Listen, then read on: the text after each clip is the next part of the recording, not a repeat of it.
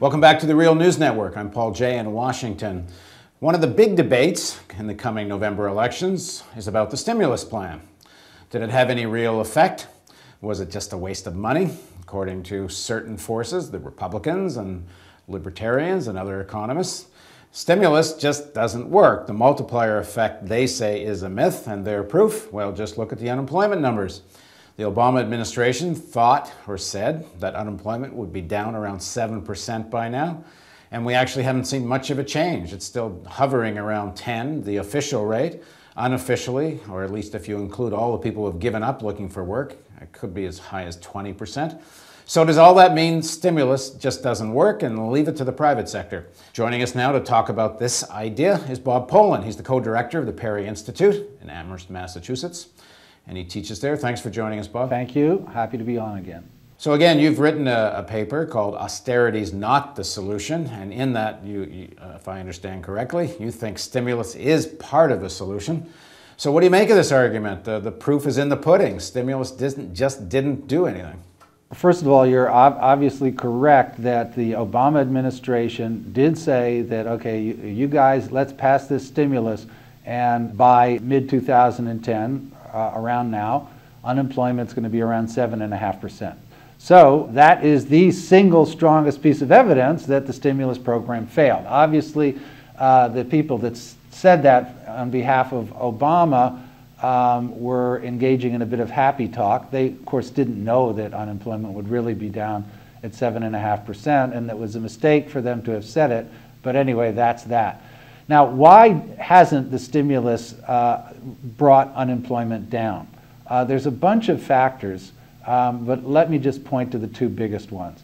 The first one is the magnitude of the recession and the financial collapse was so severe that basically we saw the evaporation of about $13 trillion in household wealth over the course of 2 years, over the course of the recession.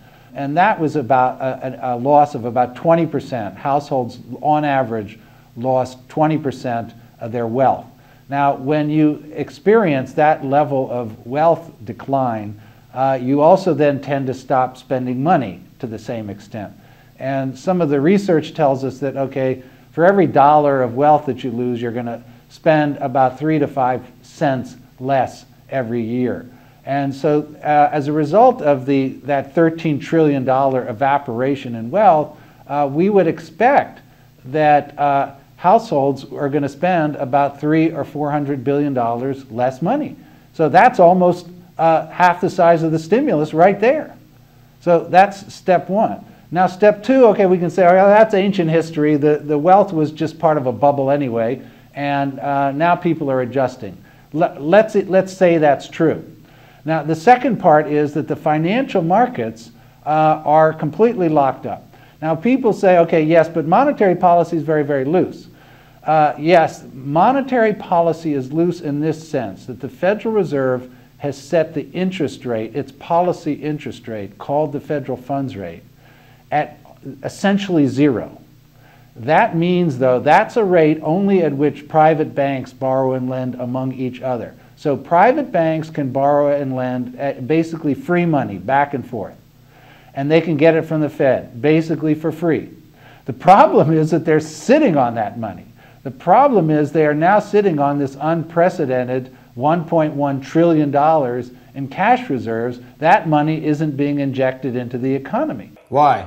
Why? Well, because both on the parts of borrowers and lenders, they don't see the advantage because the markets are so weak. So they don't see, well, why should I gamble? Why should I risk my money in this lousy economy? So what the notion that we have this very loose monetary policy is extremely misleading, because while we have a 0% interest rate for banks, we have relatively high interest rates for business borrowers, especially small business borrowers. And so they don't see any advantage in borrowing money to put it into investments and hiring people. So the real thing that we need, in addition to a fiscal stimulus, is, I won't even call it monetary policy, let's call it credit policy, that very aggressively lowers the risks for borrowers and lenders to get the money out there and then taxes these what we could call excess reserves of the banks, so they stop sitting on the money and start doing their job, which is to go out and find productive activities to lend money and to support people that want to invest and create jobs. Well, if I was sitting on a several trillion-dollar pile of cash, maybe another strategy would be, let's have austerity and let the economy crash and burn, and then I'll buy everything up for a song. So in other words, stay liquid and preach austerity.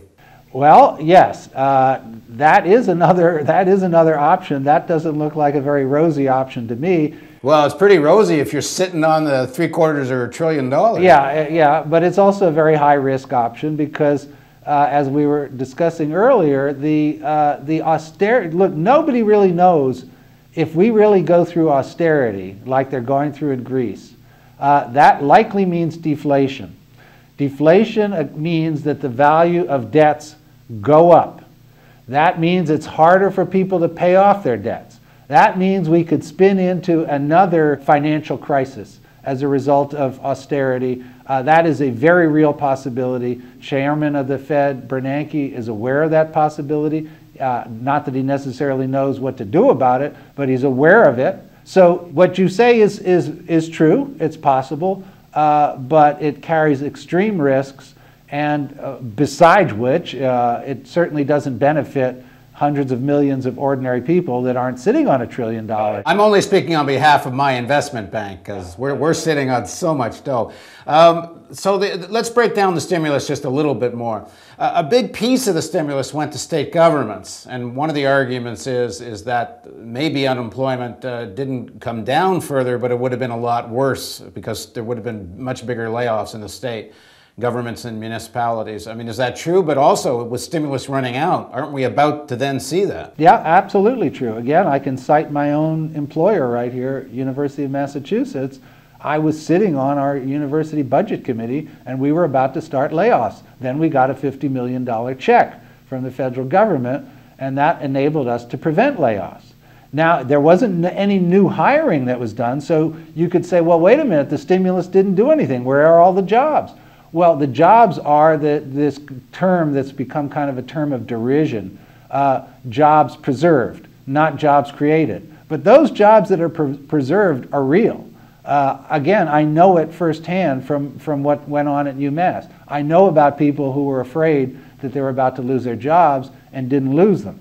Now, what we face at UMass and at hundreds of other institutions around the country like UMass, with the money running out, is to come right back to that conversation we had 2 years ago and say, well, now is when we have to start the layoffs. And that's what's being experienced in state and local governments, and not just in those institutions, but in the communities where those institutions reside, like right here in Amherst, Massachusetts, and Western Massachusetts.